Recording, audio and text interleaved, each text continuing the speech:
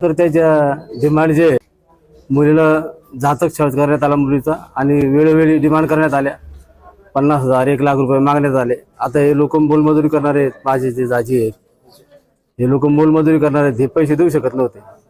आता 7-8 दिवसापूर्वी पण मुलगी माहेरला आली जावई ते तिचा नवरा आणि ते घेऊन आले होते।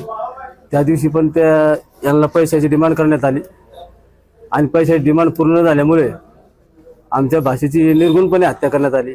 त्या हत्येमध्ये सासू सासरा नवरा तिचे दोन्ही दीर आणि तिचे ननंद आणि जावई ह्या लोकांचा सहभाग आहे। सगळ्याच कुटुंबाचा जवळपास फार कठीण त्रास होता त्यांना आणि हा त्रास ती सहन नाही करू शकली।